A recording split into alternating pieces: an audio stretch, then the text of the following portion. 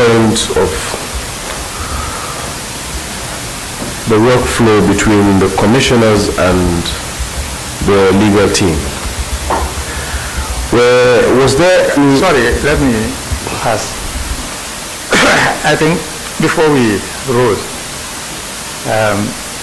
I was on my CV. If you want to leave it out, it's okay, because it's fully done there. Yes, we have a copy of it. We will take whatever is left on the record. The CV is definitely on the record. Okay. And it's indeed an impressive one. Okay, and if...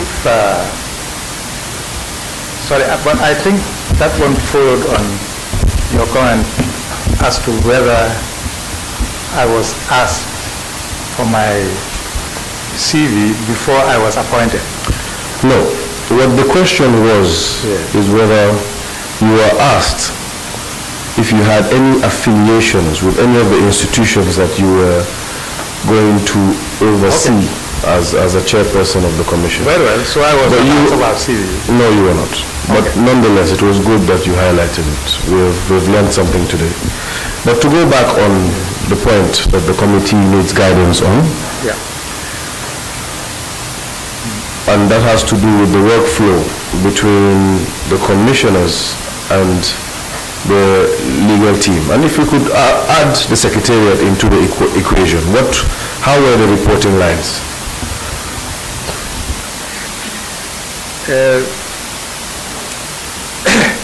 Let's take the legal counsel. If you could speak to the mic. Sorry. Mr. Jammeh. Is it on? Are you all right now? It is on, yes. Okay, I say let's speak about the legal counsel first. As I said, she handled quite a lot of things. For example, she was the one who dealt with court cases relating to the commission. Quite a number of cases, you know, and you'll find it in the main report. Attacking, if I may use that word, at the commission and asking certain things to be removed or banned or something. And she personally would appear in the High Court to fight the case, High Court or Court of Appeal, any court. That was one of her duties. You know. Whenever the case was decided by the court, mainly the High Court, she would definitely send us a copy and explain briefly what happened to all commissioners.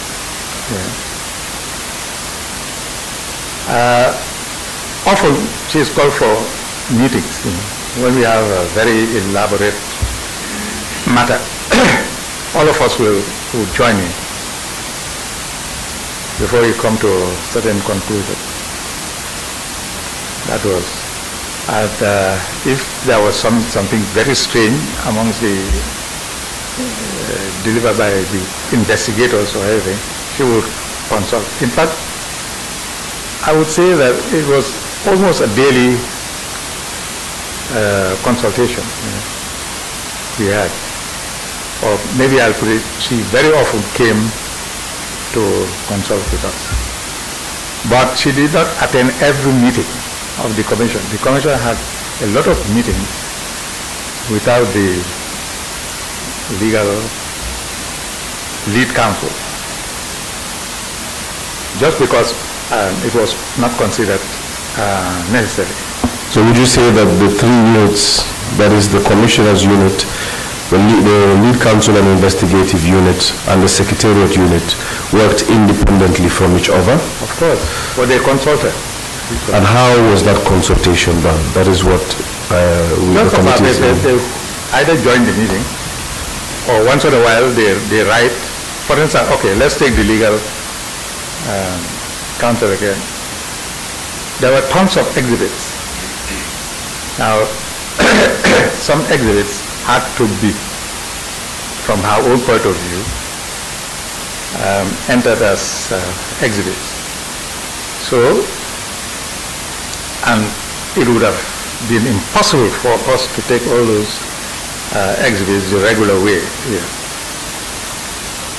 What she would prepare an affidavit, get somebody to swear it, and then, in fact, most of the time she saw the affidavit.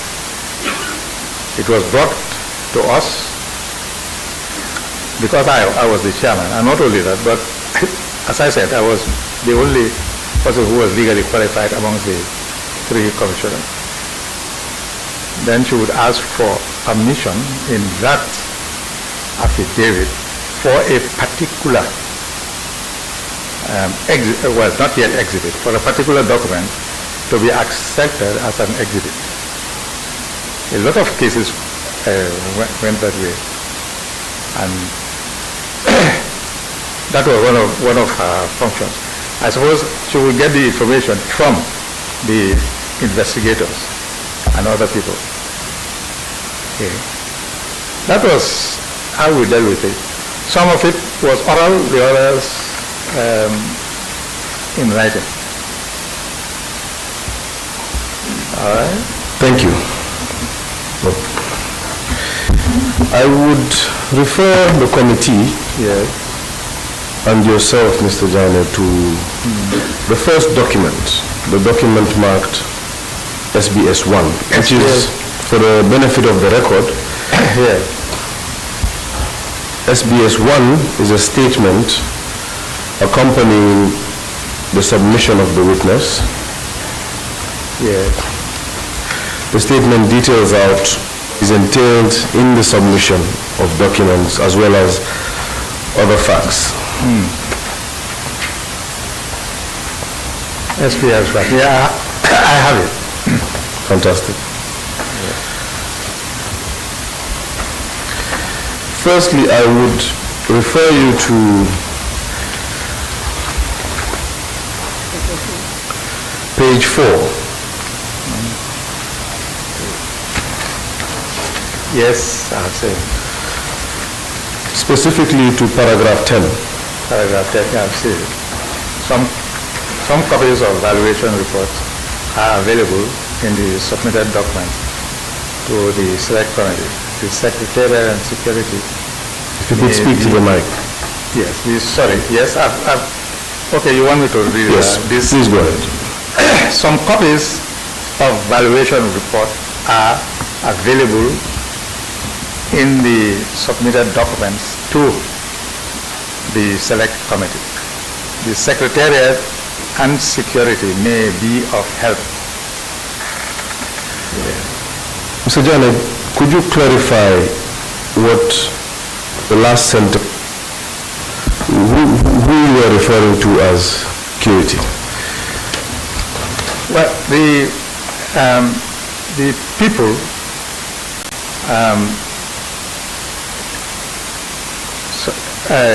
who were under the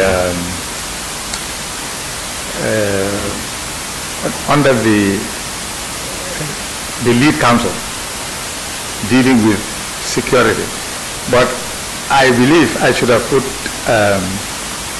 investigators too. Investigators. Yes. So is it in substitution of the word security or in addition to? Yes, in substitution. In substitution. Because security, they were not yes, involved. So for the record, Honorable Chair, yes, that's what I meant. in paragraph 10 we would change the word security to investigators. Yes.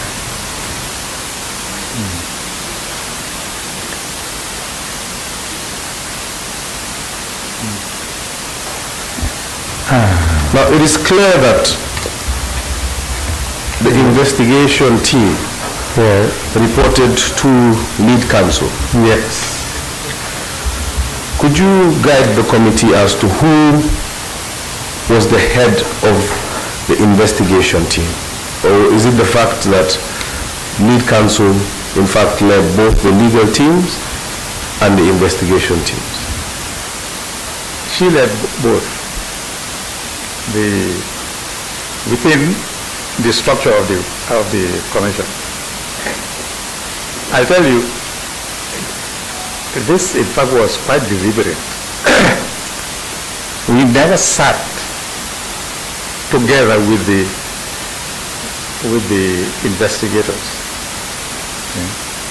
Sometimes we call the security people to come to deal with so many matters here and there, okay, the guards and so on and so forth. But with the investigators, it was deliberate not to have anything to do with them personally, face to face, because we were trying to avoid prejudice and so on. We wanted to become highly apparent that we were not at all influenced by security directly coming to us. I tell you, the main thing with security, really, for us, sorry, not security, investigation, was to get information. And they would get it either by investigating generally, like CID or something. We have some of the people employed. I think they were people directly from the IG of police and maybe some others. So they had a way of investigating and trying to get the truth from people. Then they would supply it to the lead counsel. And then if it was material, it was for counsel to bring it up. Bring it up, not there and then, through papers and so on, but bring it up in public whilst she was, well, not prosecuting, of course, while she was presenting the case, and there was a lot of cross-examination and so on. Indeed. So generally we saw documents coming from investigators in court. That also happened, generally. Sometimes once in a while, but that was very rare. We saw the document directly. Apart from the documents that were put in evidence through affidavit. As I said, at first some people were querying that, oh no, this is not, I mean outsiders. This is not a court of law, you know. This is a commission of inquiry. But there was nothing to restrict us to use our own rules, because we thought that that was the fairest thing. That is why, unlike other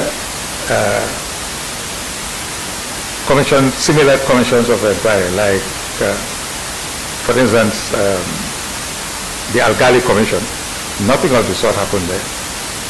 And even the present Lands Commission, I've been watching, but I have not seen any of the witnesses who are really, let's face it, they are really potential accused, not really witnesses. I've not seen any of them cross-examining the witnesses. Now we said, no, this is a very serious thing. Let's get those who want to have counsel and cross-examine, let's give them a chance. And you can see that happened with so many of them. It happened with Samba, Amadou Samba, it happened with Bazi. Thank you. So many of them. Thank you. That was why we used that method. Fantastic. Yes. I will take a break from your first statement, which is marked SBS 1, yes, and proceed to your second statement, which I signed today, which you signed today, yes, which is SBS 1A. SBS 1A. 1A. Yeah, it is signed today. 1A.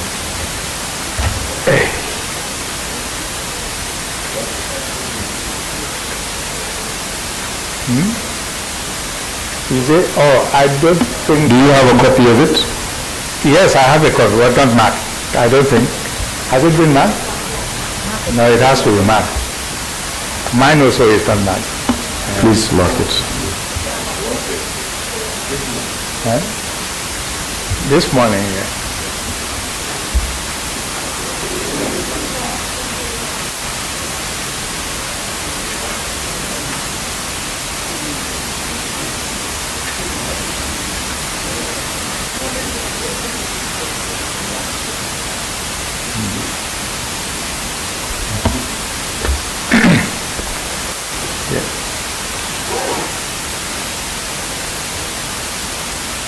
SPS, yes, I have it now.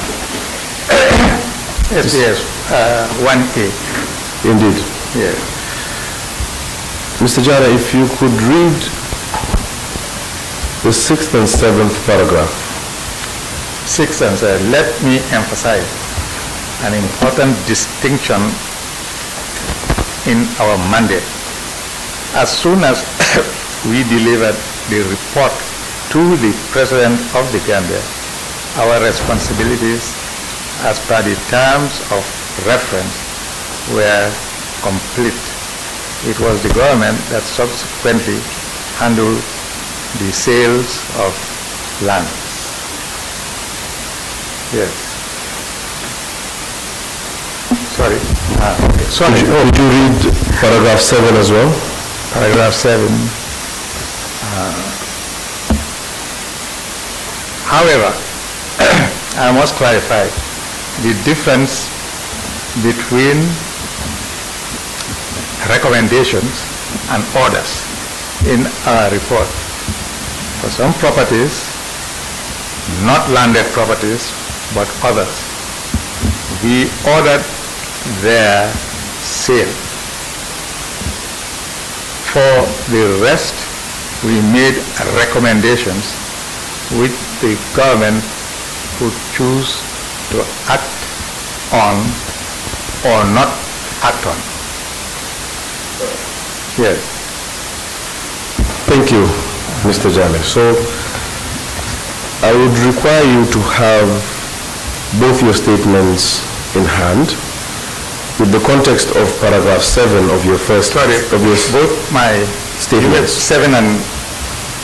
Both your statements. So the statement marked 1, SBS 1, yeah. and the statement marked SBS 1A. I believe the statement marked SBS 1A is the statement that you are holding on your right. That's the one I'm holding, yeah. The statement that accompanied the document. And SBS 1, I have two. Fantastic. Yes. If we could go to the third page of SBS 1.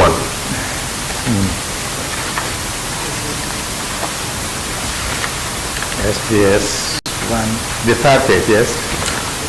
The paragraph indicated as C. C, yes. It's quite a lengthy paragraph, so I will save you of the burden of reading it verbatim. However, with the context of paragraph C, I believe it's sub paragraph C, 6th C, and paragraph 7 of SBS 1A. Yes. Where you have alluded to interim orders. Yes. In both paragraphs. Yes. Can you permit me to read 7? I think I've just read. Of course. The other one. Okay. However, sorry? However, that's paragraph 7 in SBS 1A. Yes, paragraph 7. SBS 1A. However, I must clarify the difference between recommendations and orders in our report. For some properties, not landed properties, that is excluding landed properties,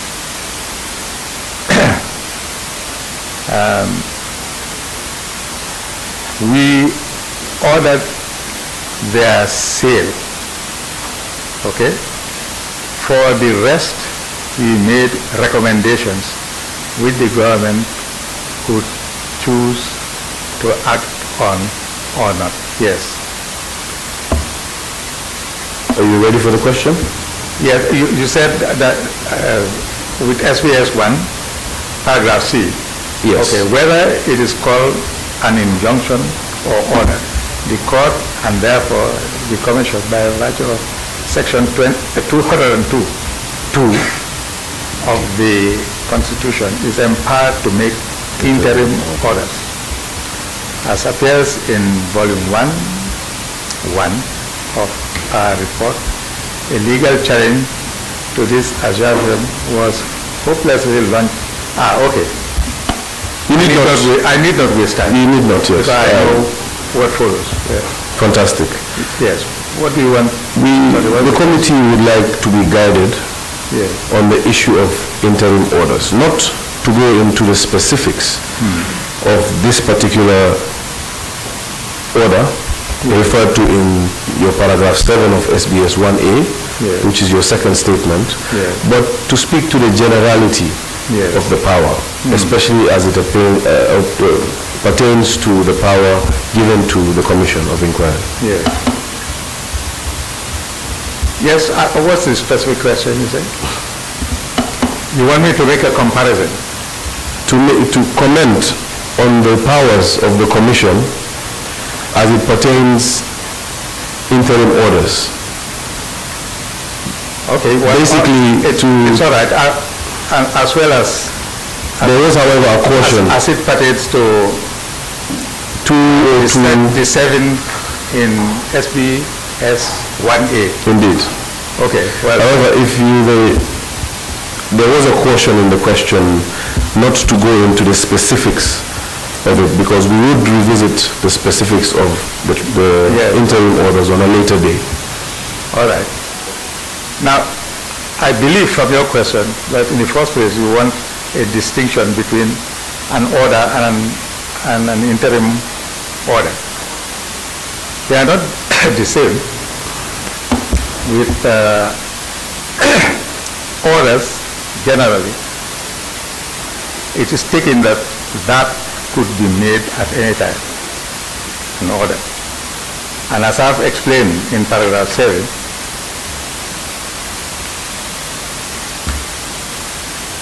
the order, an order must be distinguished from a recommendation. Now, an order is you must do it. A recommendation is the choice is thrown back to you. We recommend, but it is your choice to do what we have recommended or not to do it, and you take another course.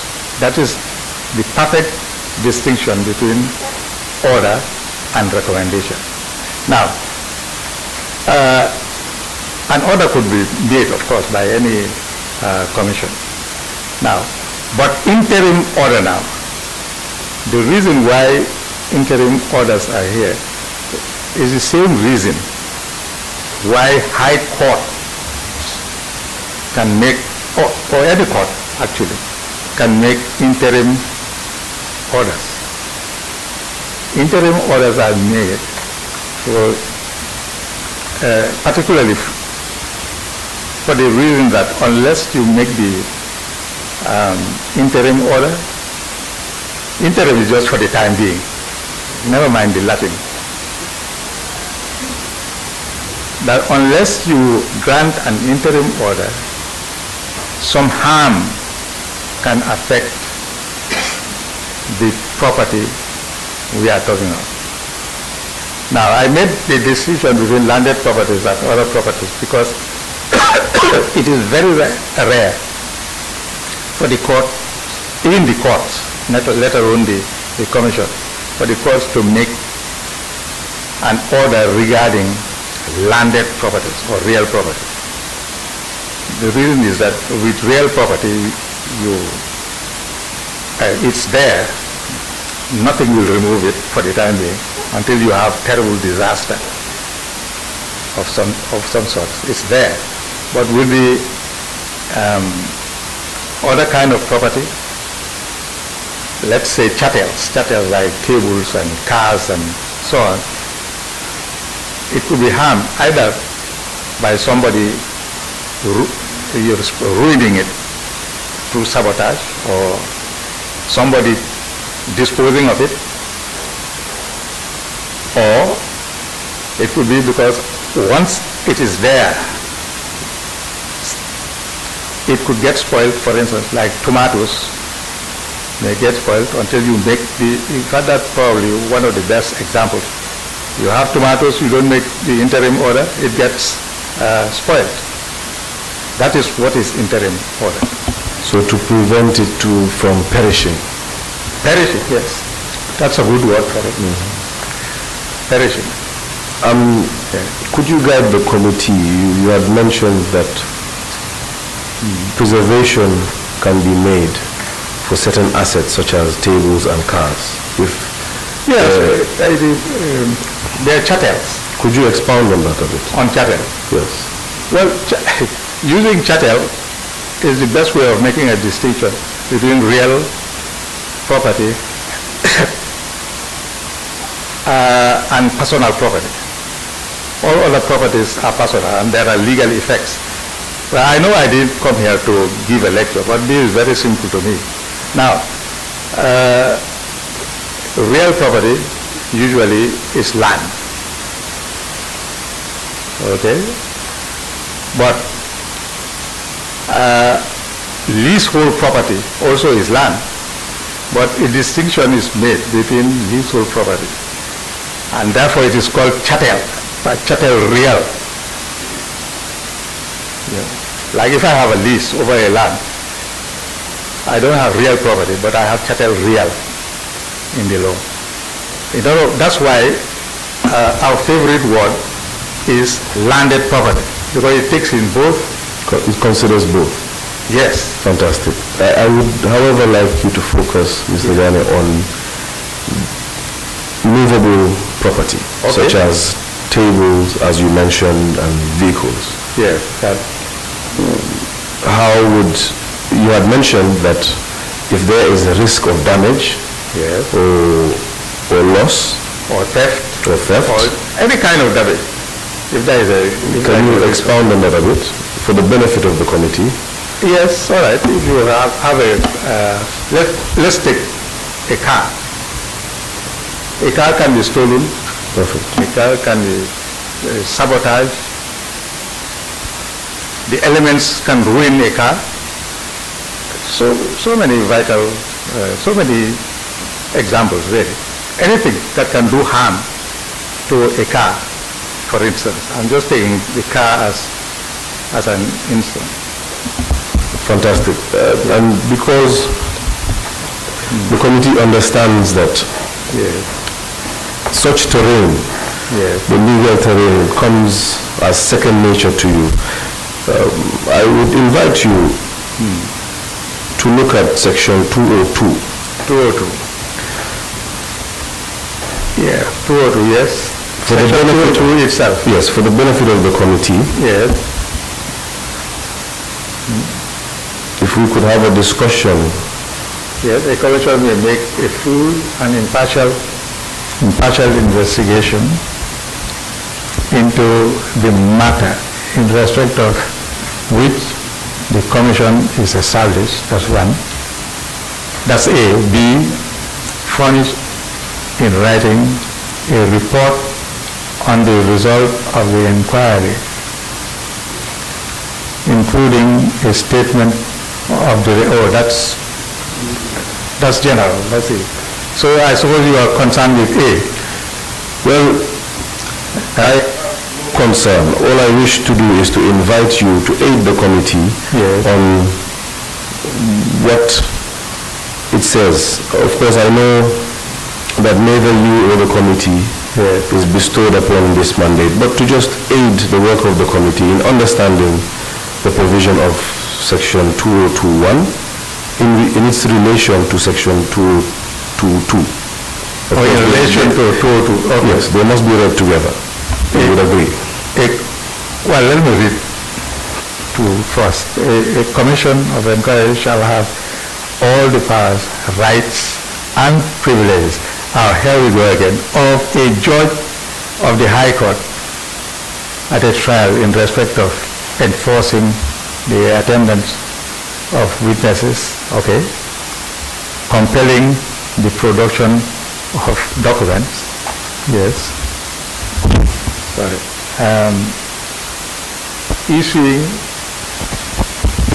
Issuing a commission or request for the examination of witnesses abroad and make interim orders. All right, so I suppose what you are saying is this, that 202, subsection 2, section 202, subsection 2, only gives interim, only gives the commission power to make interim orders. Am I right?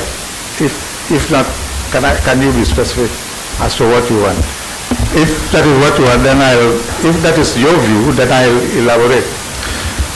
Or you do not take a view? I do not take any view. In fact, I wish to crave your indulgence on your view. Okay, well, good. Now, you see,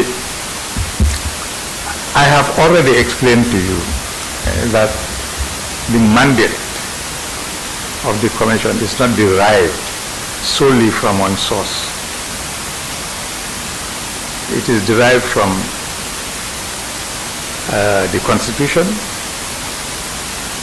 It is derived from the Commission of Inquiries Act, insofar as it does not conflict with the Constitution and the TOR.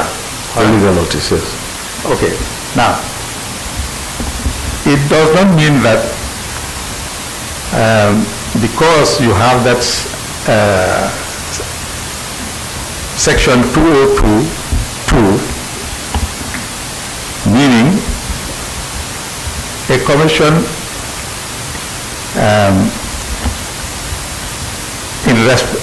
may act only in respect of interim orders,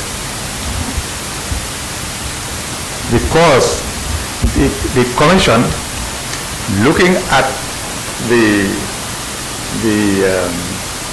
TOR as well as the Commission of Inquiry Act, can actually make orders, and we made several orders.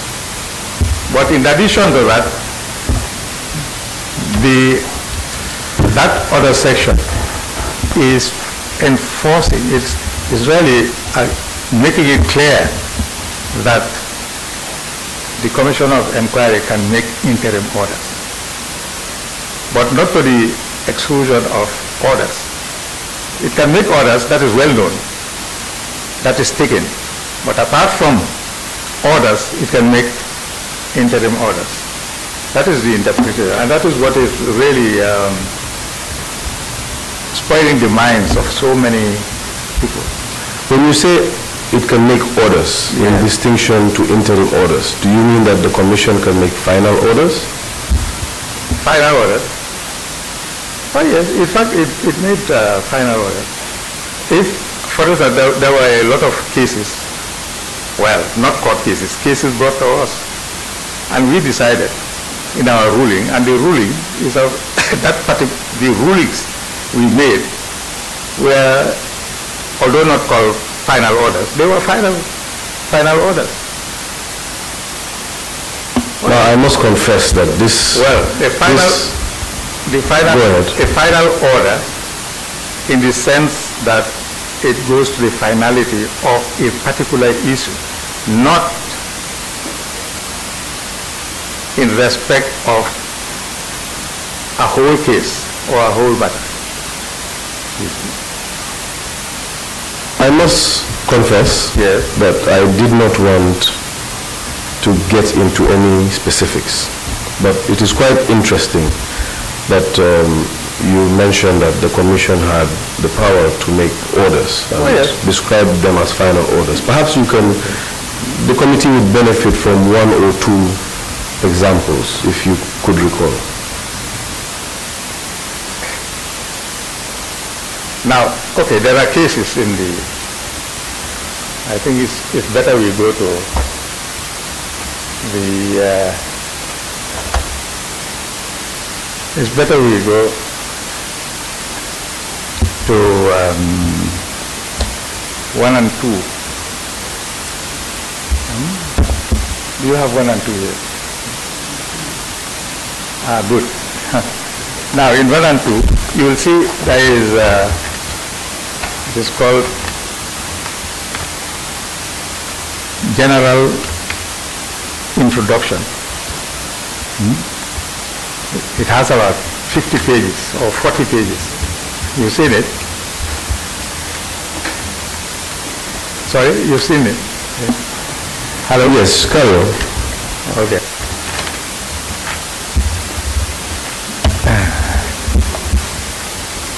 Now, towards this end,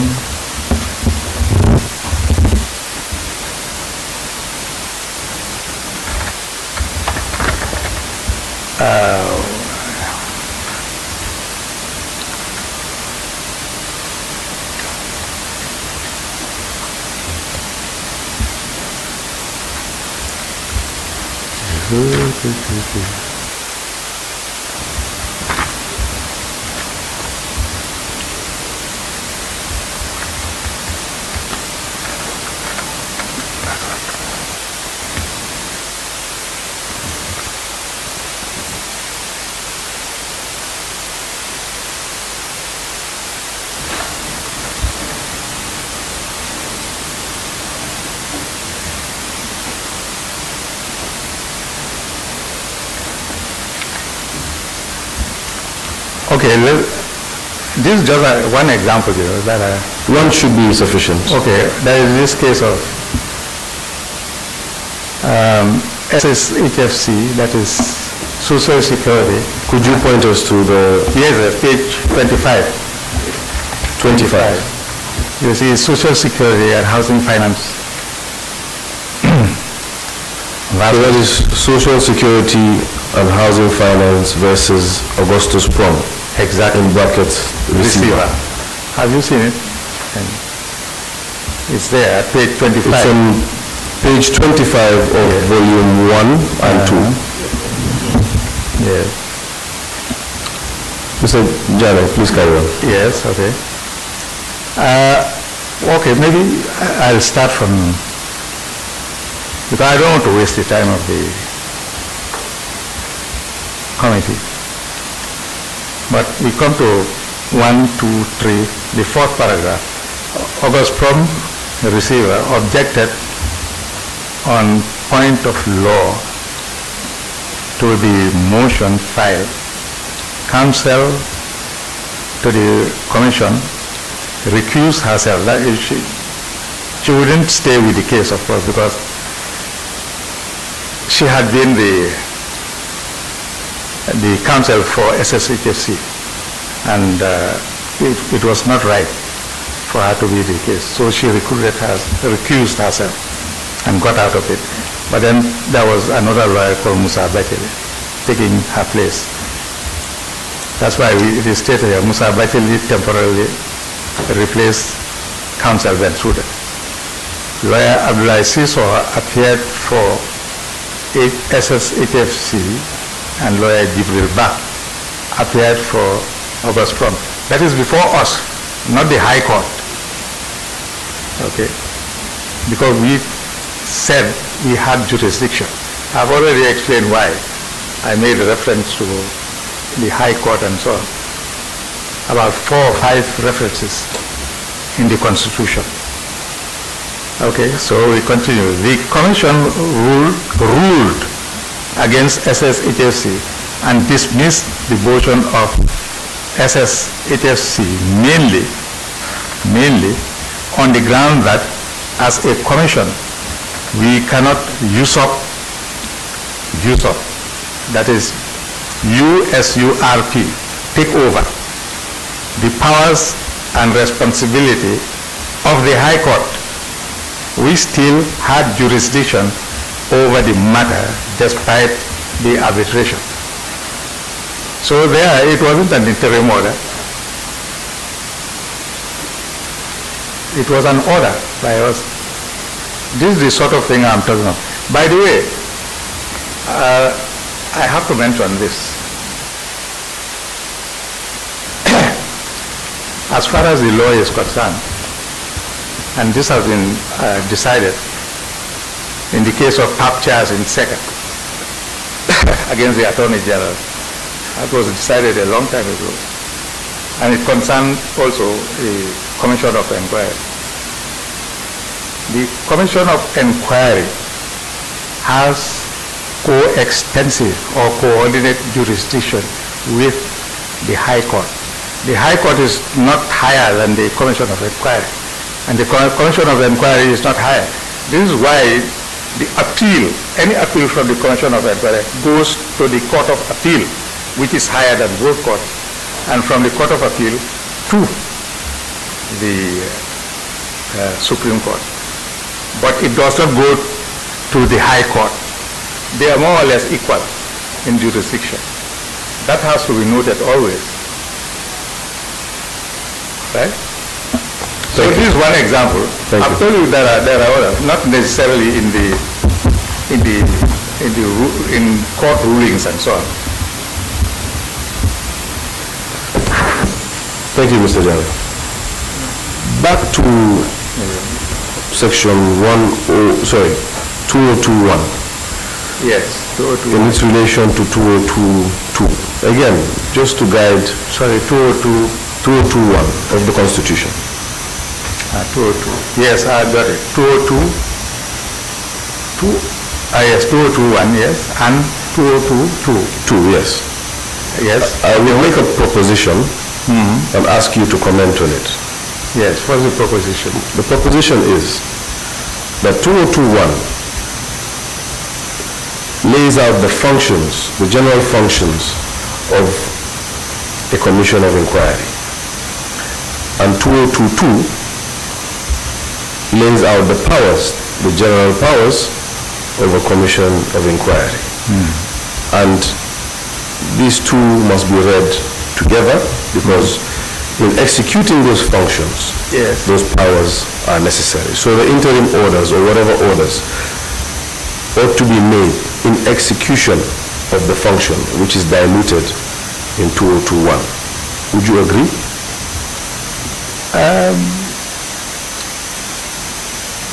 That is a difficult question because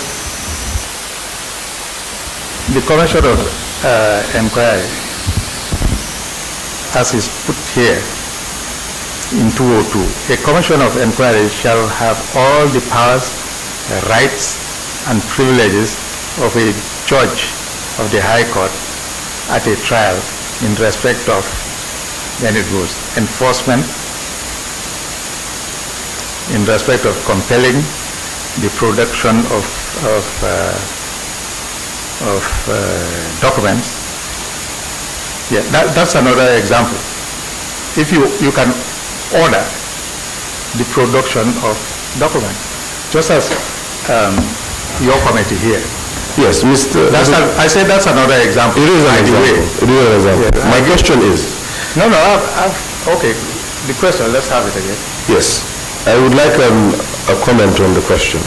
Yes. And it is understood, just to avoid doubt, it is understood that 2022 gives the commission its powers, and its powers in relation to a high court of trial, which is powers of compelling. That's 2022, yes. 2022, yes. Powers of enforcing. Not only powers, rights and privileges. Yes, of compelling witnesses, documents, yes. Issuing of requests for examination of witnesses, whether here or abroad, and interim powers. And those are powers that a high court at trial would usually have. Now, I do not wish to go on a full-blown argument here. For the benefit of the committee, what we wish to establish is it the case that 2022 is provided for to ensure the smooth running of 2021, if I can put it in a different way? Is that the case? Or do they stand alone? Just partly, because if that was the case, then you would not have had what I quoted just in the first session. and it is this. Let me quote it again, you'll see for yourself. So you quoted 204 and 205? No. As well as 206? 206, I want to refer to. If what you say was correct, then there would not have been 206. An act of parliament, sorry, not parliament, with respect, an act of the National Assembly may make further provision for the purposes of this chapter, the whole chapter. That was for the National Assembly to do. And I've told you that this same thing appears in the Commission of Inquiry Act of 1903, I believe. I don't have it here. But if you have it, you look at it. And that was a long time ago. But through neglect, if I may use that word, I'm sorry, that was never done. Now, and subject to any such act. So it says that if the National Assembly does that through an act of the National Assembly, the power conferred by law to make rules of court for the superior courts. And I've told you that in fact this would have comparatively been called a high court, which is a superior court, because of everything I've quoted here, making the comparison, and because of the case of Paptias etc., which was a judgment of the Court of Appeal. Court of Appeal, and probably it also went to the Supreme Court, which agreed with it. Probably, I'm not sure, but I'm absolutely certain of the Court of Appeal, and it is very, very regularly quoted. Paptias etc.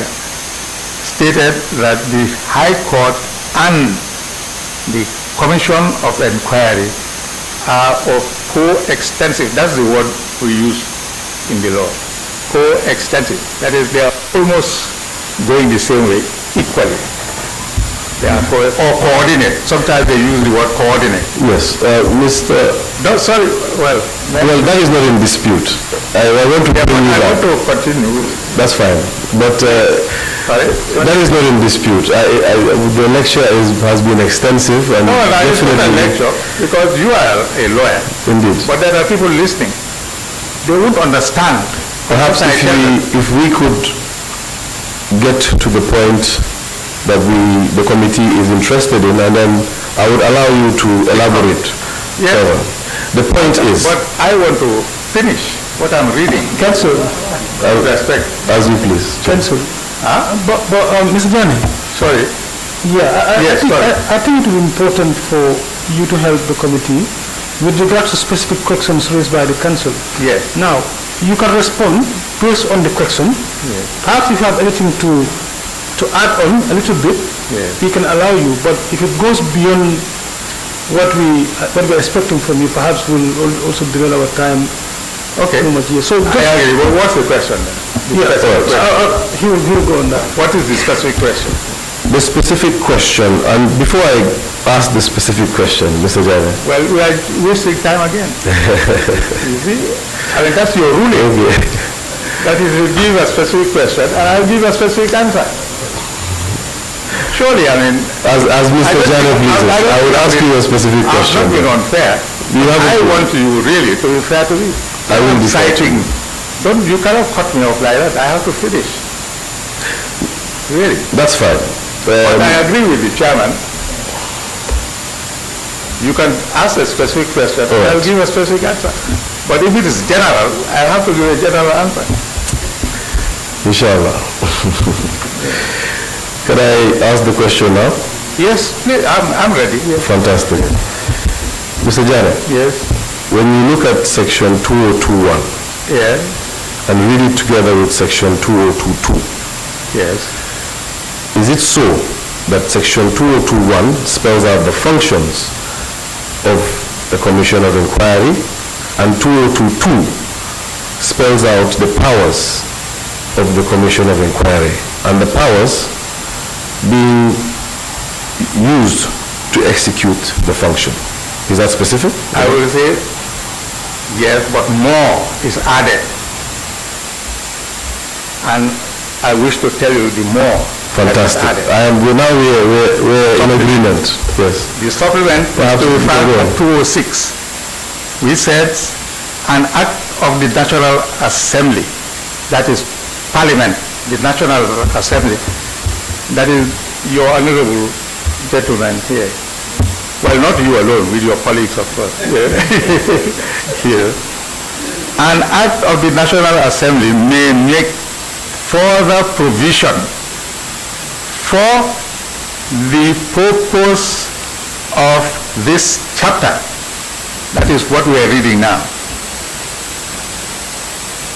And subject to any such act, the power conferred by any law to make rules of court for the superior courts shall be deemed to include power to make the rules regulating the procedure and practice of all commissions of inquiry. Surely this is what should have created the... I do not disagree with you, Okay, Mr. yes. Jan. I totally agree. Yes, okay. Would you agree with me that the Commission of Inquiry Act is indeed an act of Parliament? Yes, I've said so already. Would you be surprised to know that it spells out the powers exactly as Section 202(2) spells it out? No, I wouldn't be surprised at all. In fact, it was amended to adapt to Section 2022.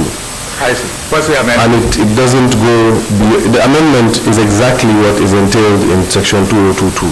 And it doesn't go beyond it. Would you be surprised to know that? The amendment, how can the amendment be put in a constitution? Surely that is I'm referring to the act. music to me.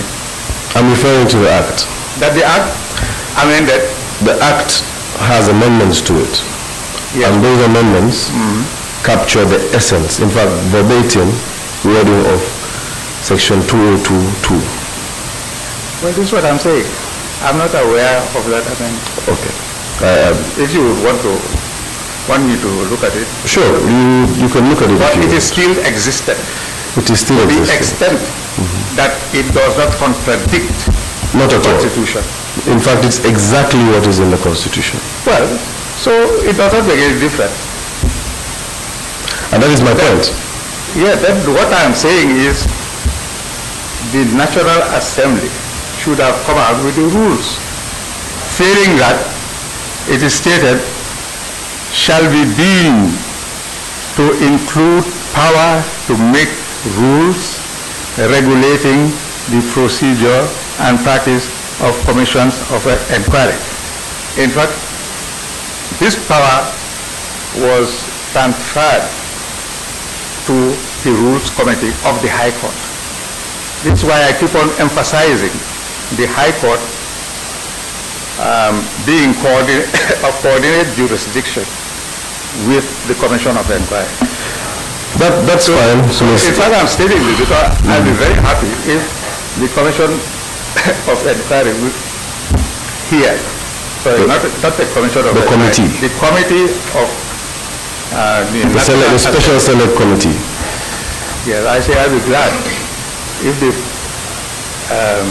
take this to Parliament, since there are so many commissions of inquiry coming, so that we'll have the rules. That is why I say Section 2021 and Section 202, they do provide some, but not all. They do not provide for the rules of the rules of the Commission of Inquiry. That's fine. And we had to use our discretion to have rules. Thank you. Thank It's you. as simple as that, definitely. That's all. I'm grateful for your answer. Yes, thank you. Thank you. I would also share with you, perhaps at the end, Yeah. a judgment a judgment by the High Court, by the Supreme Court, Yes. Sorry. as recent as 2018. 2018. Yes, on the same issues. Yes. You mean agreeing with what I'm saying? Well, Because I'm not familiar with the... well, I will provide you a judgment on the same issues as the Pap Cheyasin case. Oh, A very recent judgment. I will provide it to you. I want to know whether they are in agreement with Pap Cheyasin second or not. Well, it will come as news to you that they are in a slight disagreement because they restrict, in fact, the powers of the Commission with respect to what is spelled out in 2022. But I don't wish for us to bore the committee members with law. Yeah, I will share it with you. Yeah, but perhaps I can do say it. that of course I don't know the name of the I will share it with you. But whatever the name, I'm not aware of it. All right. And But you are talking of 2018 anyway. yes, Yeah, I would also like to tell you, and I think it is here, indeed. all right, that I retired from the law not so long ago. Yeah. In fact, I had the pleasure of being at the board. Oh, okay. Well, so you must have had a lot of things, and that's why I wanted to put this in evidence, if it is allowable, Mr. Chairman. As you please, Honorable Chair, would you permit that? It shows a lot about me. I've written by... Does it go to the issues? It is written 2 months or 3 months before he died by Papa Mbai, 2 times Attorney General in the Gambia, with strong people backing him as editors. A.A.B. Gay, O.N. Dawo, Edward Gomez, Aida Drabe, and Usman Bai, the son. So, thanks. The editorial board. Well, I'm asking the committee whether I can put it in. So But it is in fact the committee that interjected, not council. oh, I didn't hear, sorry. No, yeah, so I'm asking if the document is going to help us in our job, Yes. we will gladly admit, or if not, Well, I'll tell you why. Because I've been asked by council about my CV. This definitely is in connection with my CV. Showing the question why he asked about my CV was to test. I don't know what is in his head, but probably one of the reasons was to test my competency. And that is proved thoroughly by this. Because you have competent people, like Mobiju, Pap said, Sheriff Boyan, Hasim Sise, Kode Balde, Ade Drame, Peter Gomez, and Adam Boy as the editorial one. And the chief editor is Dr. Cherno Omar Bari.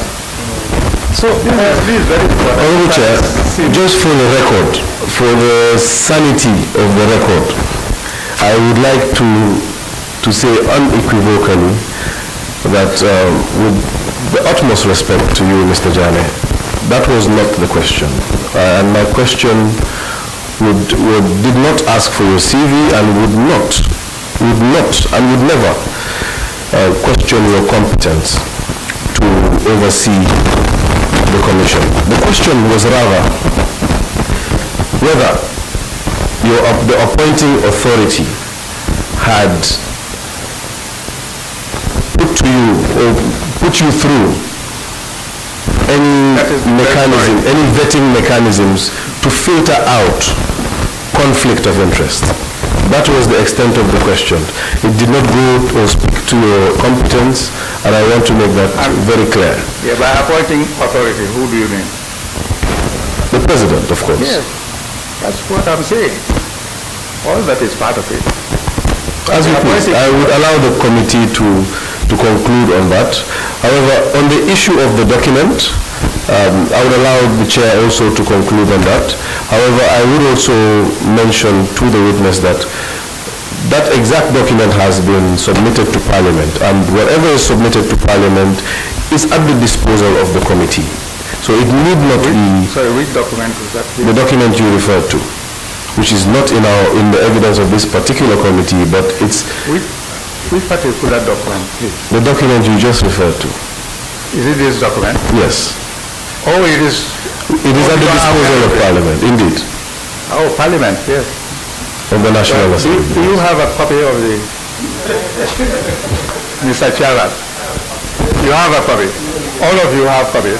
No, Yes, I'll give the copies to those who do not have it. We willingly take that. that's fine. I think What's the problem about this magazine? There is no problem at all. Well, so if you do not object, I wish to tender it. I wish to tender it It's at the discretion of the committee. officially.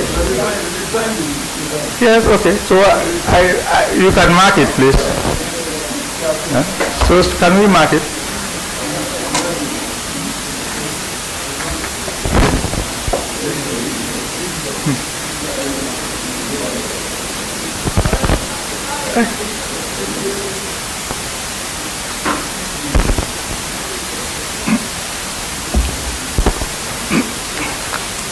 So, Honorable Chair, I propose that we mark the document as part of the statements, if that is agreeable to you, Honorable Chair, to the SBS 1B.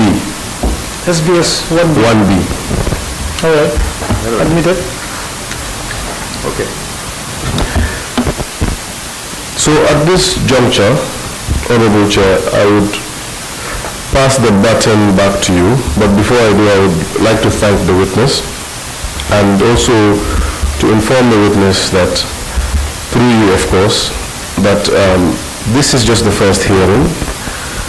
We definitely need your attendance, Mr. Janneh, on a later date to go into the specific issues dealt with by the Commission. Honorable Chair, Thank you very much. back to you.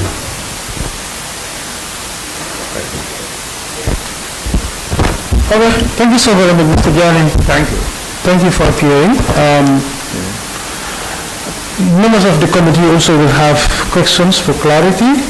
Oh yes, I'll be glad to have. Exactly from what you've already, said, perhaps from the questions raised by the council. So we will make sure we confine ourselves within the subject, and if we can have more clarity on some of the things that are not being clear to them. Thank you. So we'll start with Honorable Ture. Okay.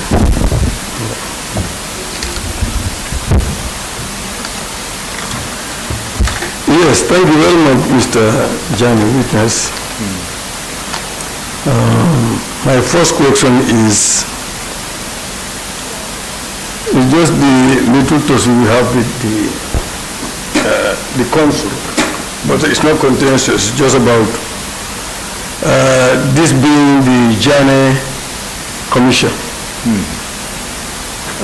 Since you are the chairperson of the Jammeh Commission, so it's dubbed Jammeh Commission. Would you own up to it? Sorry, dubbing you mean? Yes. Yes. Yes. Oh yes. Okay. There's nothing wrong with that. Yeah. Thank you. I would say this is not the first time. Yeah. Like Al-Ghali's commission was called Al-Ghali's commission. Exactly. And many others behind. Yeah. In the past 50 years. Yeah.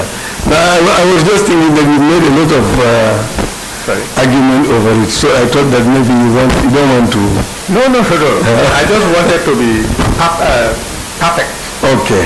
Good. That there is really no Jammeh commission as such. Yes, thank you. Also, the order of the High Court on May 22nd, 2017 was an interim injunction ordering GLMA and the Parks and Wildlife to take control of the movable assets, mainly animals.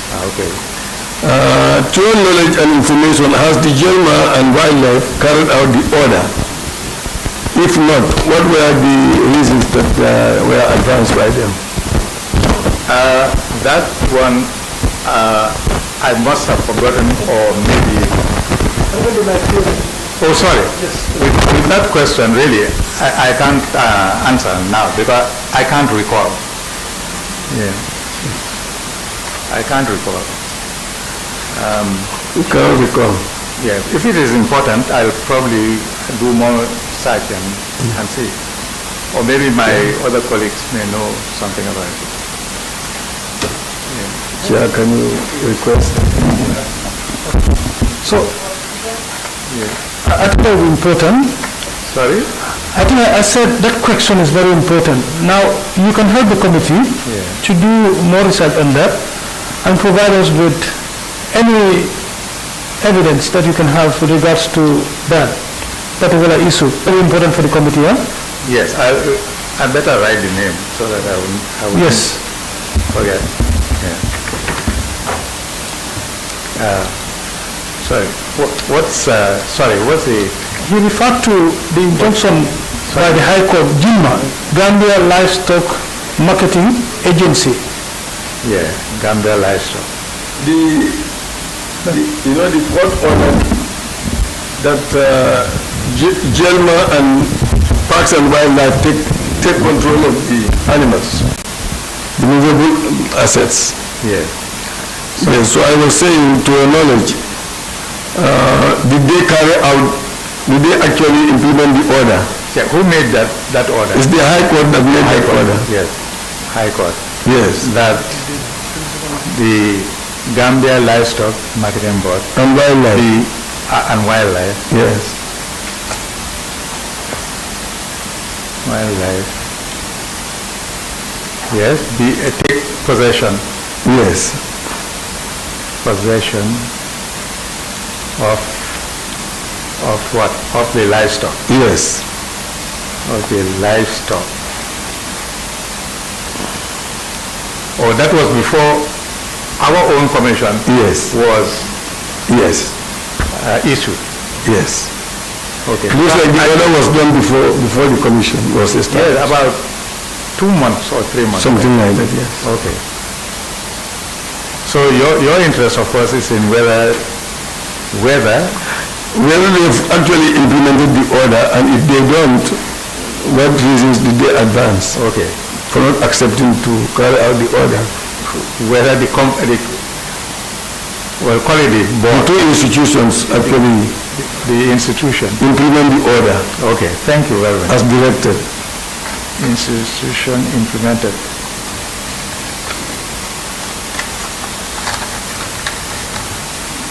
The order. Yes. Yes, thank you. Yes, Mr. Jammeh, Yes. since you as the chairperson Yes. of the commission of inquiry Yes. into Jammeh assets, did not, you said you did not actually appoint any staff, if I hear you well. Never. Yes, and if you did not, who do you specifically think might have appointed the staff, apart from the Secretary General? Who actually did the appointing? Okay, apart from the secretary of the committee. Yes. Well, it may well be that lead counsel also appointed through, going through the Ministry of Justice as well as the IG of Police. It may well be because there was really a good relationship between lead counsel and the Attorney General concerning us. Because it was the Attorney General that appointed the lead counsel, and we did not have a budget. So the easiest way of getting to the Attorney General with regard to the needs of the commission was usually given to the the lead counsel. Yes. Okay. Yes, we can move on. Mr. Janneh, Yes. in the general introduction that you've read, Yes. and expressing Jammeh's financial dealings and corruption, bank accounts in the paragraph, you have read regarding Augustus Prom and the Social Security. Yes. You said you made an order in that paragraph. You have the paragraph. Yes, this one, the volume 1 and 2. 2, yes. Where is volume 1? Oh, here. Yes, volume 1 and 2. Yes. So, page 25, page 25. the second to last paragraph, Yes, 25. which you read.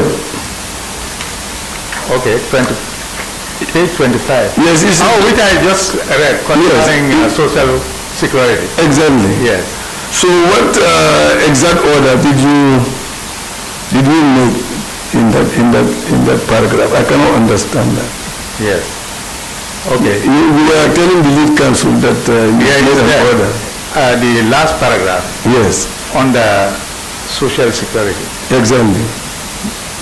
Because Social Security is asking you to make an order and you say you will not make an order. That's my understanding. But then you insisted that you made an order. Okay, well, it's because of the nature of the word order in the law. It Yeah. could be negative or positive. Okay. So this maybe is an example of the negative order. That we order that you do not do this. That they wanted that social security. A court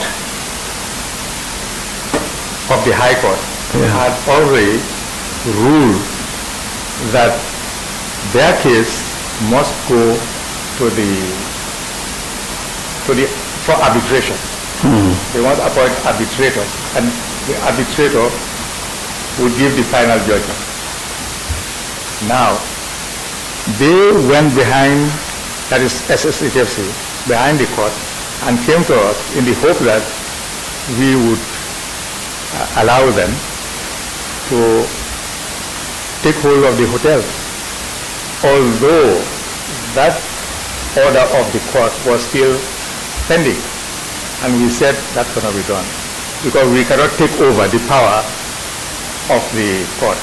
We could not use up the power of the court. That was what happened. So we refused. In that refusal is what is an order. Yes, that they go back to the court. Okay. Yeah. Okay.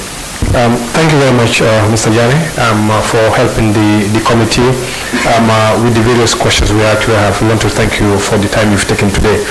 Now, I have a few questions that I need clarifications on. And the first one is the working relationship you had with the receiver, Augustus Prom. What was the working relationship like? Because they were appointed by the court. How were you working together? How was the relationship like? Well, August Prom was, that wasn't the only thing August Prom did, you know. For instance, Mr. Babajo had a huge property, really huge, especially when compared to other properties situated in Jara Soma. And there were many tenants. For about, God knows how many years, they didn't pay a butut, not a butut in terms of rent. So, we went to Soma, we traveled to Soma, not for that purpose, but, well, when we saw that huge building and somebody said, somebody was the owner, we said, all right, we have to go and ask what is going on. So we went to each and every shop and investigated. They all agreed that, oh yes, we are tenants here, and we haven't paid for so. How much were you paid? They said this some 3,000 or less, not the total area, because it was a big money. I can't remember, of course. That was when we appointed. That was not the first appointment. That account maybe monies of the monies resulting from the control of some properties, like this example I'm giving. And I understand From made a lot of money out of this. Because I can't remember, but it must have been for about 7 or 8 years, no payment. No payment. That's an example of From. And well, From, I must say, did a very good job. From did a very good job. The only thing that divided us, all the commissioners and From, was that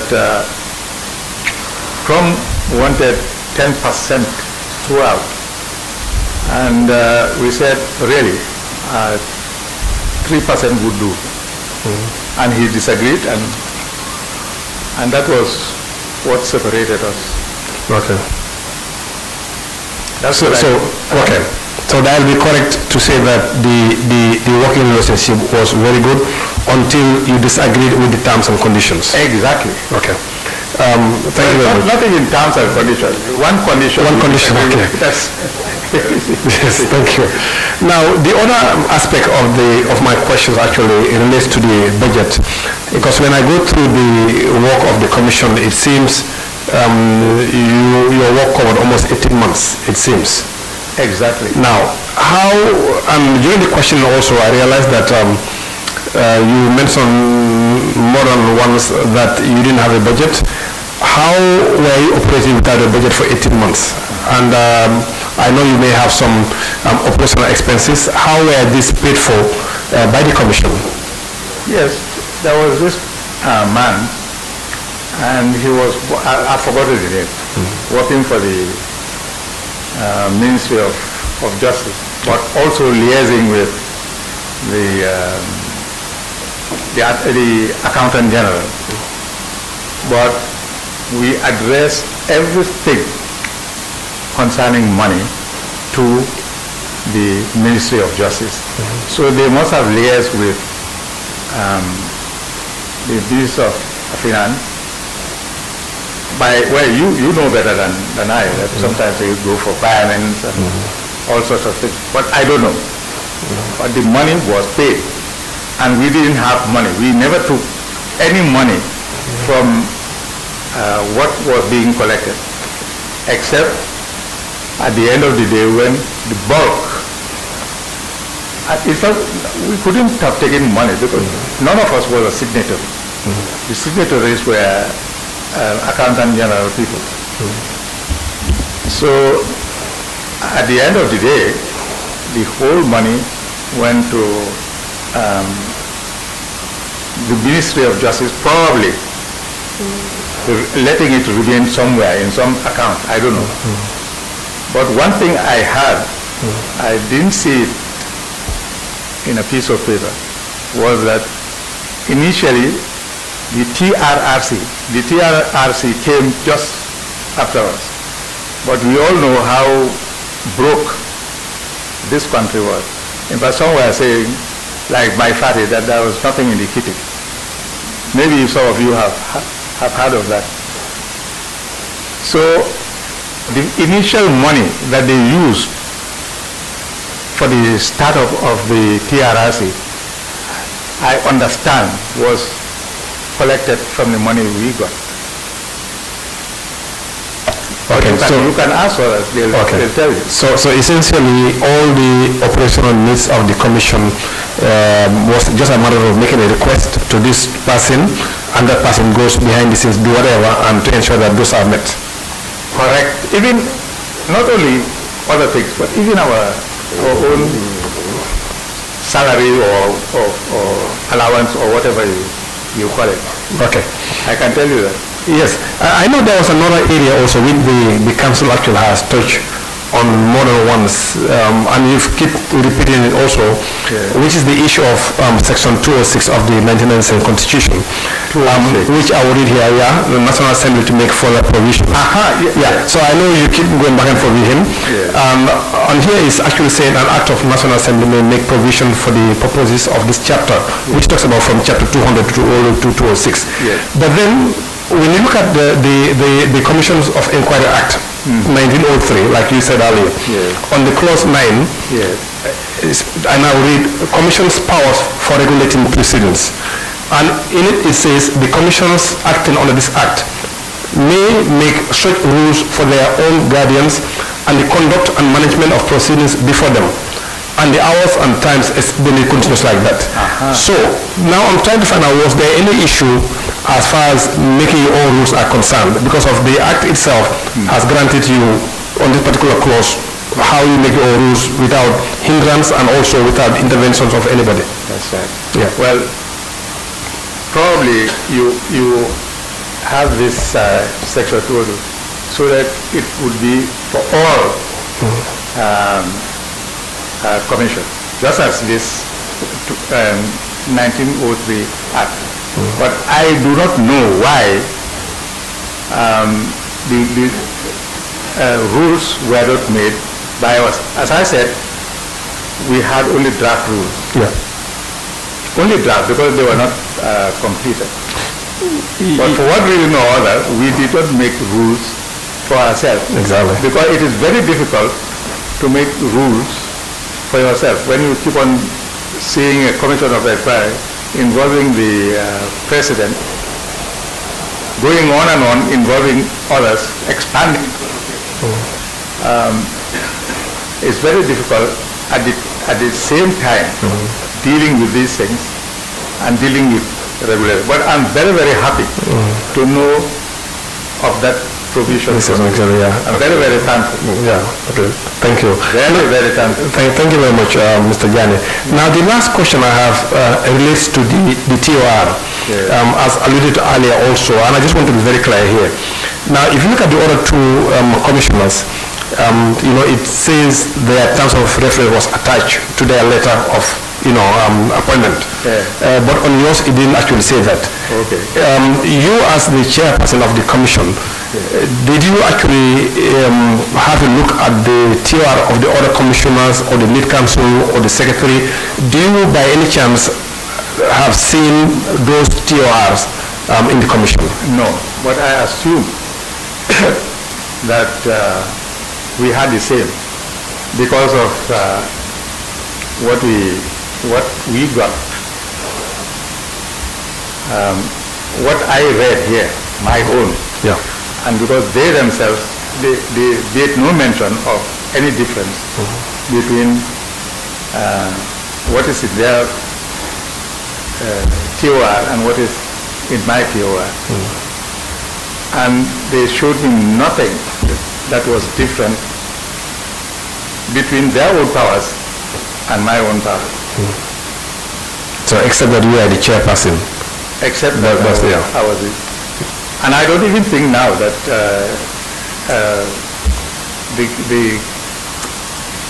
what they have is different from what we acted on. Okay. I don't think so. Yes, but wouldn't it be important as the chairperson of the commission to at least know, particularly the lead counsel and also the secretary who are appointed, to work with you to know exactly what their TORs actually are? Yes. Would it be important to do so? Yes. Okay, but you never had the chance to take a look at their TORs? No, because there was no query whatsoever. Okay. And I took it for granted that it was the same. Okay, thank you very much. Because of what I received. All right. And their names were there. Okay, thank you very much. But I was not aware of those letters, It's just now that I'm aware of those letters to the two other commissioners.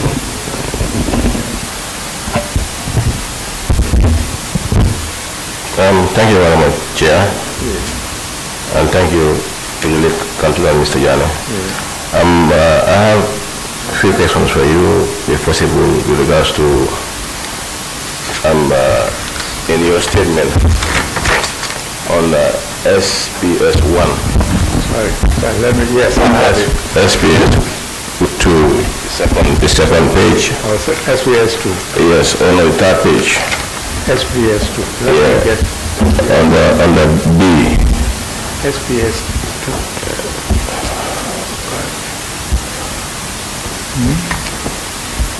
SBS 1. Oh, SPS 1. Yes. I have that. Yes. SPS 1, yes. We go to the third page. 7, yes, at that, yes. On the B, where you quoted the 1903 Act Yes. and the 1997 Constitution, on this section 200 to 206. Yeah. Well, if you come to the Act itself, the 1903 Act, if you look at volume 7, the duties of the Commission defined. That's the act. The Act. Yeah, unfortunately, I don't have it. Okay. I'm a bit confused because if you look at the reference that they made that in section 201 of the Constitution, Yes. it's not tallied. I don't know. Oh, well, if that is the case, definitely the Constitution will prevail. So this one, Sorry? the Constitution will prevail. Prevail, yeah. And Okay. the other one will simply be discarded. Yeah, I'm coming to the same Once theory. they are in conflict. Yeah, if you come to the TOR itself by the same book on the other page, number 4. TOR, yes. Yeah, the terms of reference as the chairman of the commission, I never got, but the TOR given to the 3 commissioners is available. So how many commissioners were you, Only the 3 of us. including yourself? Yes, including myself. So it's like you are using the same TOR with them. Yes. And that was what I assumed all the time. Yeah, but my concern here is I never got. It's like the one that they were using wasn't given to you. No. The one they were using was probably used by them. Well, you had I had my own. your own. Yeah, that was even what made me believe that they were virtually the same. Apart from the letter we have just put in there. I think that is, well, it's for you to look at it, but I believe that the TORs are the same. But the letter makes everyone believe that they were different. But it's for you to check. Well, I don't know whether my colleagues have appeared here. no. But they should be able to produce their own TOR. I know of only one TOR, and that is what I have there. Which is available with the Department of Printing. According to your statement, it's available with the Department of Printing. Printing, yes. Okay. The printer. Yes. I mean, my other question is with regards to your budget. Yes. During your interaction with the council, Yes. there was an area where you made mention that you had a meeting with your team to decide on your allowances per se for a period of 3 months. Was it a one-off payment or were you receiving it on a monthly basis? Your allowances? It is said, or it was said to us, that the allowance would be given to us monthly. But I can tell you, in fact, it appears somewhere in the report that the last payment of our allowance probably took 4 months or so. I mean, we didn't regularly receive our allowance at all. It wasn't regular at all. But they were accrued on a monthly basis instead of one-off payment. This is what I'm trying to tell you. Sometimes we would have arrears of 2 months, 3 months. But we were prepared to sacrifice for that. And then there was we go to number 10, which was a bit confusing to me. You made mention about the security. 10 of yes, One, the same page. From 10. 10. Oh, sorry, there is no page there. Yeah, no. Number 10, number 10. Oh, number 10, okay. Some of the copies of the report. Ah, yes, I'll see. Yes, some You change, some copies of valuation report yes, are available yes. in the submitted document. Yes, you change the name security to investigation. Investigate. That was the team. Yeah, the secretariat and investigator may be of help. That is the investigating team. So is it, Who were investigating, who are generally under the lead counsel, who was appointed by the Attorney General. so who appointed this team of investigators? Who appointed them? Well, that I wouldn't know exactly, but I believe that a lot of them were from the IG of police. Yes, because somewhere it is stated that the IG of police would provide us with investigate. Whether I find it. Because as I said, there was no budget at all.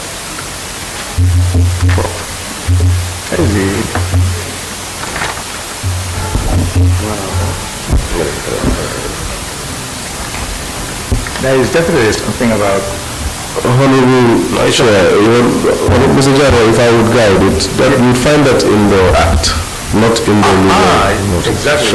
So, it's okay. It's very apt. It's okay. Yes. Thank you. Honorable Chair? Yeah, thank you.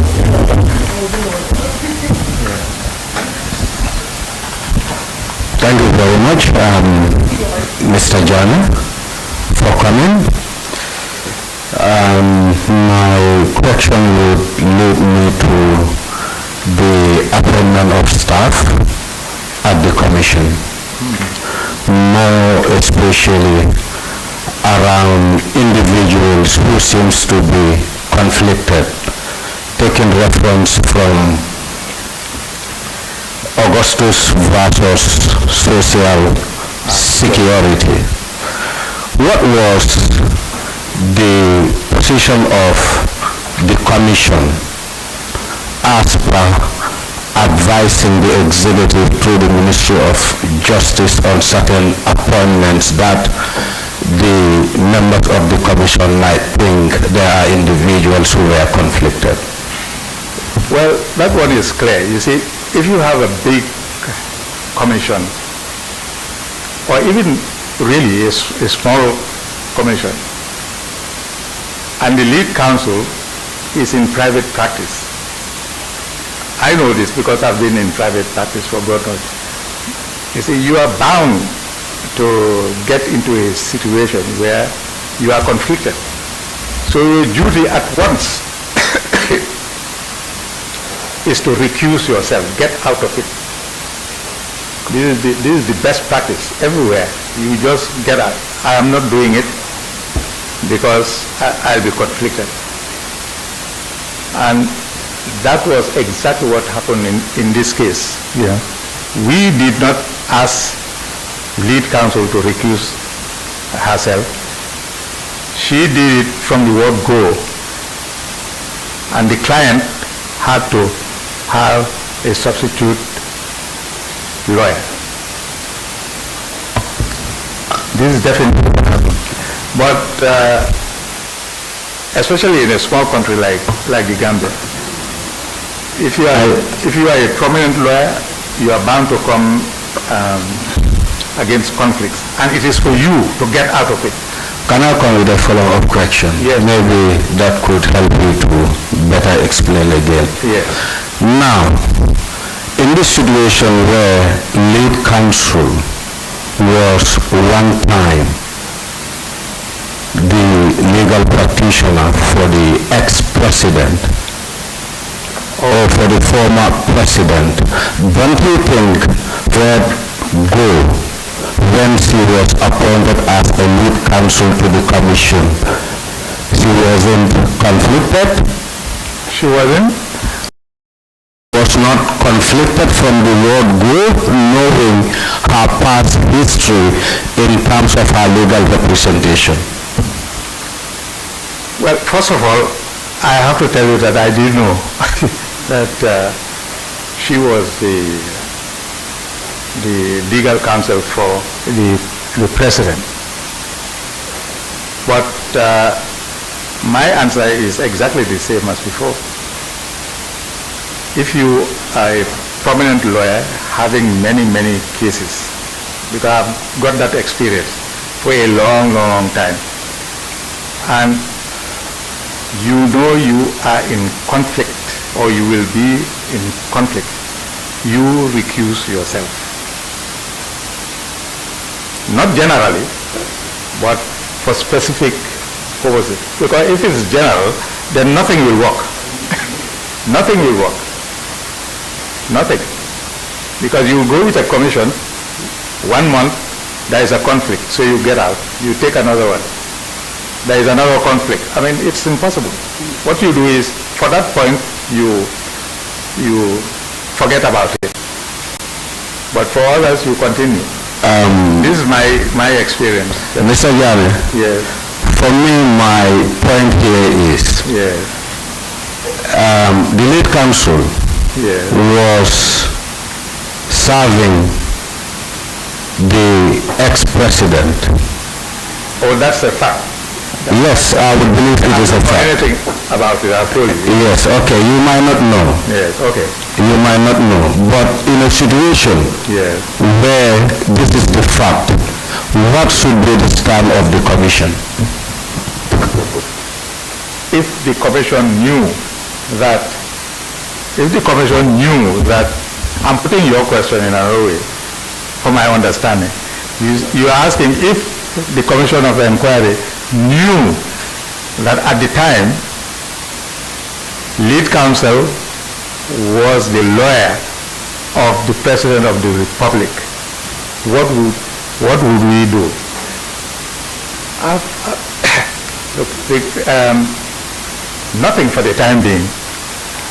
But if she did everything that led us to the conclusion that she was biased towards the President of the Republic, then we would advise her to quit.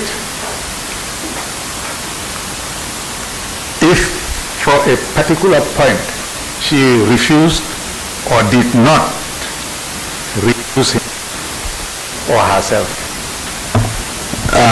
That is very, very simple for me. No, that is okay, sir. I think I got a fair. Yes.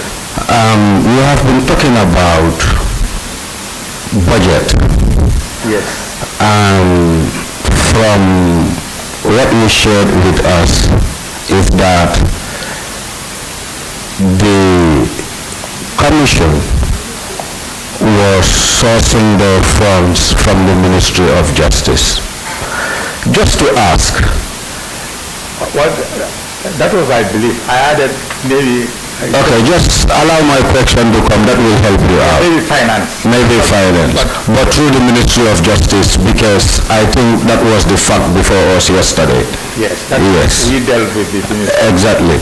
So my question is, a commission without financial autonomy, do you think they can execute their duties as expected? Well, it depends on the commission. If it was a commission for the of 3 months, definitely I would say that's not a problem because it's just 3 months. That's a short time. But where a commission of inquiry extended to 1 year, 18 months, no, because it, I mean, so many experience. In fact, on one occasion we were all to go to Mansapong, and we had to go because otherwise we would lose a lot of time. And we really needed all the time. There was no money, and I'm not boasting, but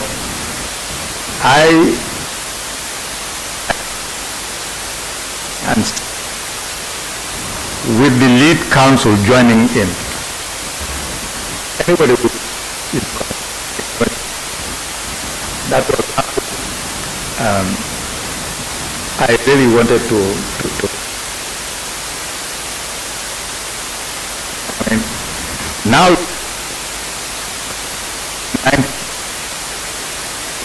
1916, sorry, 2016. Oh, look at the motor.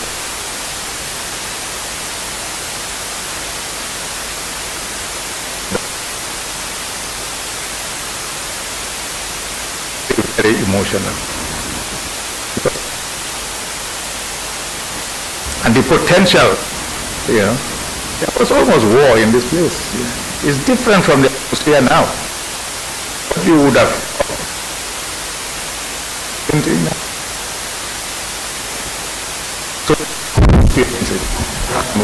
Mr. Janneh, just a final one, and that will lead us to your statement that you tendered before us, and on question 24.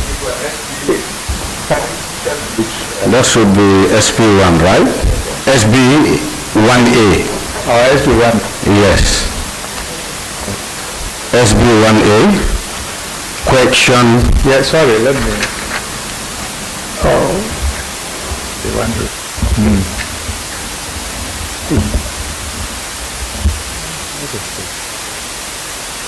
SB, well, can you read it, if I can find it? SB1A number 24 of your statement. Yeah, I can see the statement of. Okay, and I can read if you don't mind. Yes. Chair, with your permission. Yeah, S1 you have? SB1A. Your own statement. Yes, that's what I. That you signed. Yes, today. Today, yes. Let me look at it. I'm sure I have it.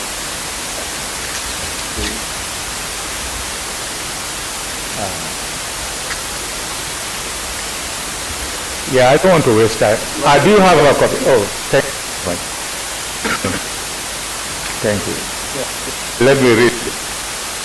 Yes, 24, and I read with the permission of the chair. Yes, last page. Unfortunately, we face considerable challenges with documentation and record keeping. Over the years, many important documents were lost or destroyed due to office relocation, my retirement, and the passage of time since the Commission's dissolution. At one point, our documents could have filled a quarter of this committee room. Today, some records simply no longer available, and I acknowledge that my memory may not be as sharp due to age and time. Yes. I want to ask few fundamental questions. One, if you say this committee room, which exact room do you mean? We were not here then. This was not the committee room. It was what I call the subcommittee. I think. But that is within the National Assembly. Yeah, yes. Okay, thank you. I got that. Later understood they were investigators, but I didn't know at the time, so I called them subcommittee. Now, what will you tell this select committee on the lost documents? How? I don't quite understand. I mean, on the lost document. Yes, because I do not see the lost document, but somebody else involved might have seen the lost document. And when I see them, I'll speak to them. But you just consider, I mean, in fact, really, at times, I do not know what to say. I am 82 years, 82, 6 months. That's how old I am. I worked furiously for this government and for the people of the Ghana, whether they know it or not, but I've volunteered on so many things, including acting as election observer in places like Namibia and Malaysia. And it was after Namibia that they asked me to go for Malaysia again, the Commonwealth, and other things, Okay. So when I retired 2.5 years ago, I was the happiest person on earth. And now I'm here having to go back, doing a lot of reading on legal matters instead of William Shakespeare and other matters that would help me. And I know it's my duty, of course, and I'm doing it now to come to the committee. But of course, it's a matter of disappointment as far as I am concerned. Then, before that, I was at 15 Hagan Street with my chamber. Some of the people here may know that. For 40-something years, it was then that after my building was completed in Pajara, in my own compound, that the whole place had to be, it was never finished. Even at the time I was in the commission, we were transferring documents from 15 Hagan Street to 112 Kairaba Avenue. That's a problem. I'm just trying to tell you the problem, why. I mean, of course, some documents were destroyed even before that. I don't know who provided it, maybe Ministry of Finance or maybe Ministry of Justice. We were given a shredder, a big one, and we shredded a lot of documents there so that it wouldn't fall into bad hands. But what made us forget about the documents was more than anything else. It was the fact that our secretary's office was the depository of all documents. And when we finished, remember, the first secretary was not there. The second secretary was there, and they were to take it to some place, archives or whatnot, because none of us had archives. Okay. So you can see the reason why after how many years now? 6, 7, must be 7 years. Well, Mr. Janneh, I was really going to appreciate a specific answer in terms of the impact that those lost documents have on the commission. Yes. Well, I don't know. It's for you to decide.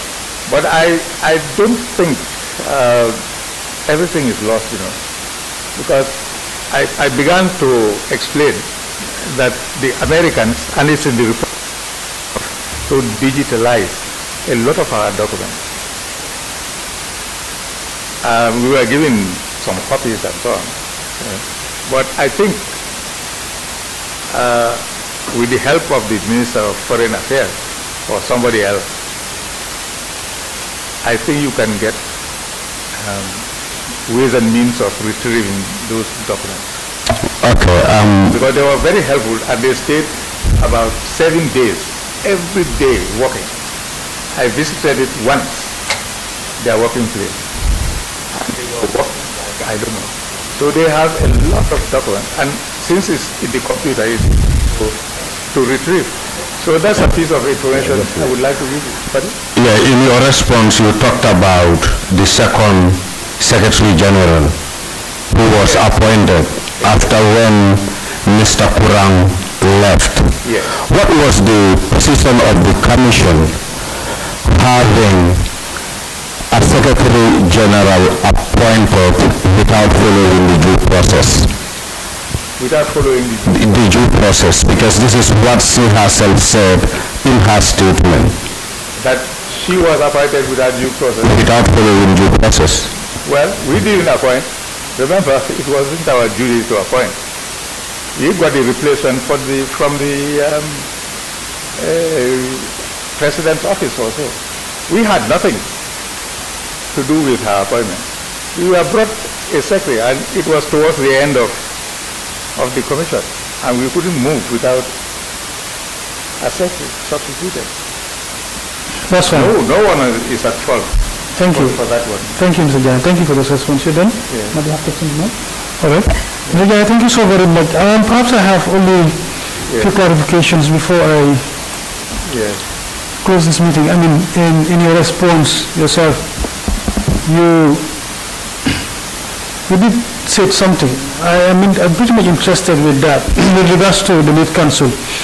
In your response to one of the questions by the lead counsel, you said, I think it's about 3 subcommittees, perhaps let's say the legal department, the investigation, and the secretary. They both have separate meetings, not so? Did you? Investigation was more or less part of lead counsel. Lead counsel. Okay, so then I should say the commission. The commission, lead counsel, and the secretary. Okay, then I didn't get that properly, because in your response you said the lead counsel was leading both the investigation and the legal department as well. And that is what I still say. Okay. No, so I thought it's a separate, you know. Well, they might have their divisions there. So now, that was as chairperson of the commission, in a normal setup, anywhere in the world, the chairperson is expected to be the leader of, the establishment, not so? Yes. And anybody working within the environment is answerable to the chairperson. Is that so in the commission? No. That was not the case. Everyone.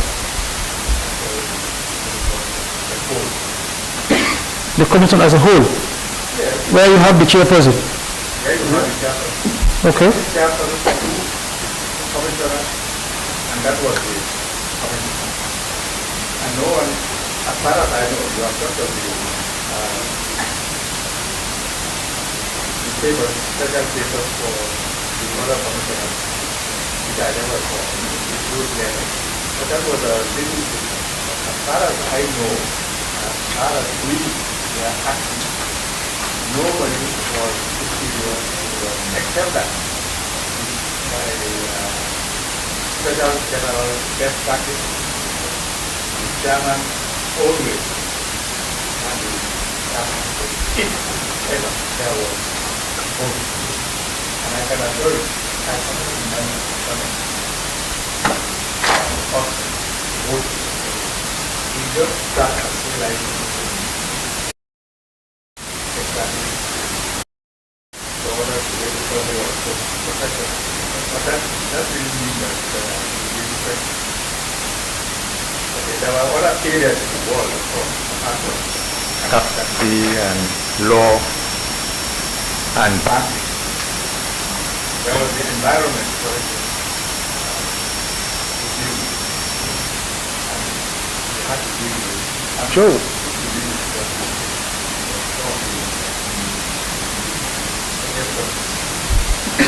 And recommendations made with regard to the environment. But, well, it was not, Okay. that's that. So when, as I said, when you recommend, it's not that they must. It's only when you make an order.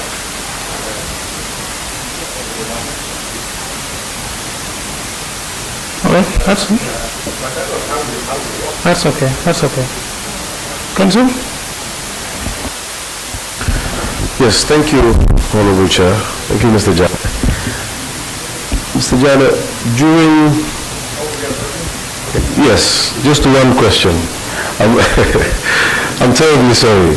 But one more question.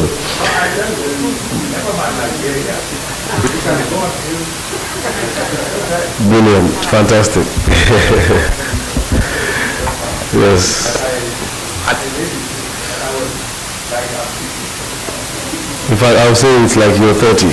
I would accept that. Yes, on a more serious note, Mr. Jammeh, whilst the honorable members were posing questions. Yeah. I picked up something, specifically Honorable Jammeh, Omar Jammeh, to the far Yes. end. And you started explaining about a grant that you received from a U.S. institution or government on some On what? A grant. a grant or donation of some sort to the commission. Am I mistaken? Oh, yeah. Okay. Was there equipment? No. I said the Americans volunteered with people flying all over I see. from America to here, about 8 of them also. I see. And they computerized a lot of documents. I see. So when you say So I'm saying that they might have documents that you do not have. fantastic, when you say computerized, you mean turn them into soft copies? That- Yes, that's what I mean. And Great. they fed the documents, we had them into the computer. Who would be in custody of these documents, these digital copies? Well, I would say if you want to get hold of them, you ask the Attorney General, you ask the Ministry of Foreign Affairs, the President's Office. They should be able to help.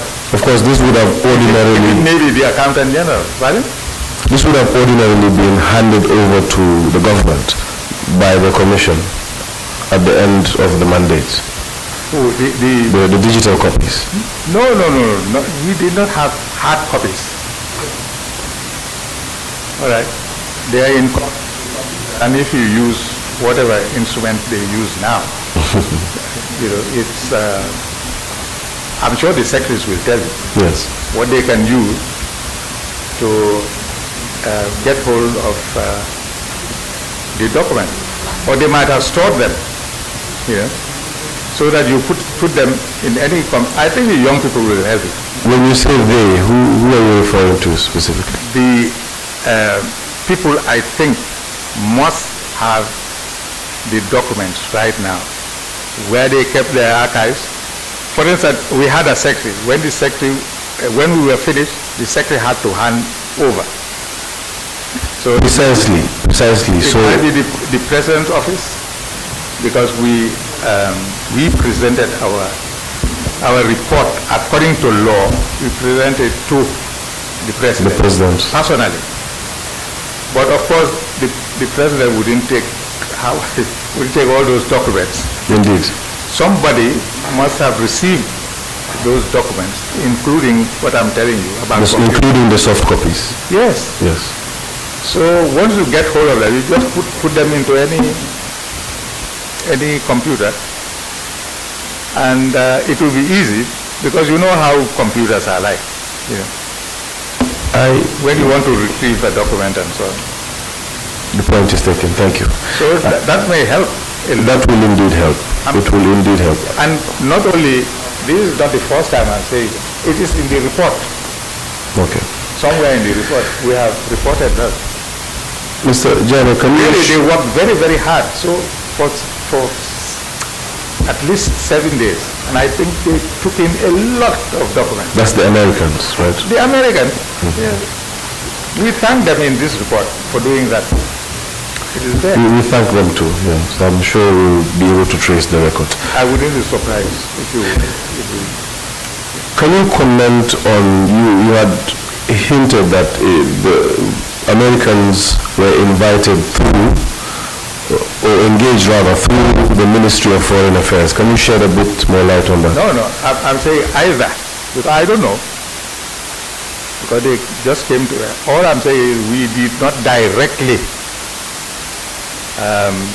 invite the...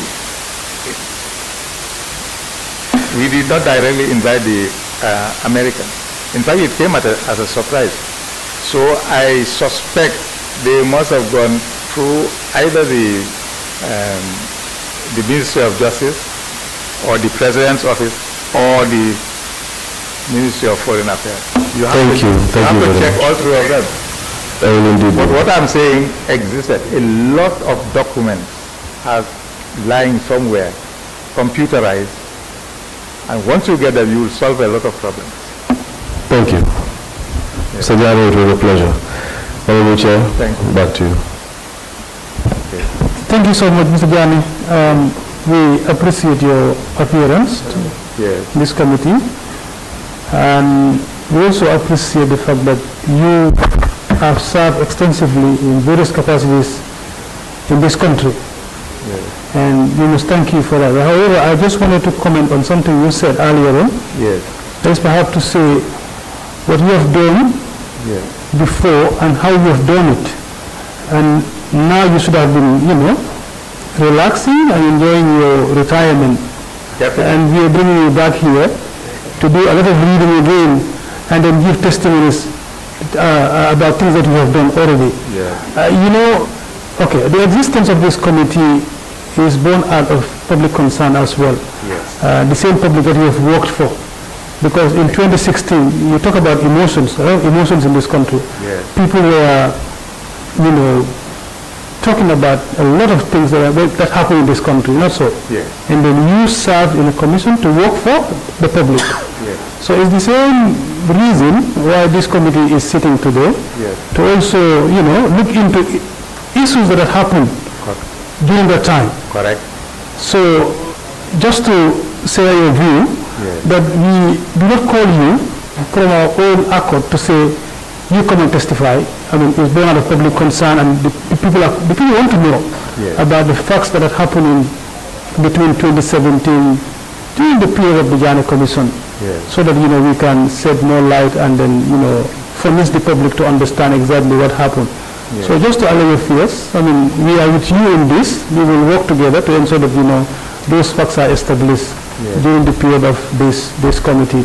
Yes. So we thank you so much for coming. And I agree with you entirely. Yeah. It's just that as an old man, really, I mean, Yeah, we understand. I'm sure I would have done much better Yeah. 6 years ago There you go. because the Al-Ghali Commission, and to be very frank, it was disastrous.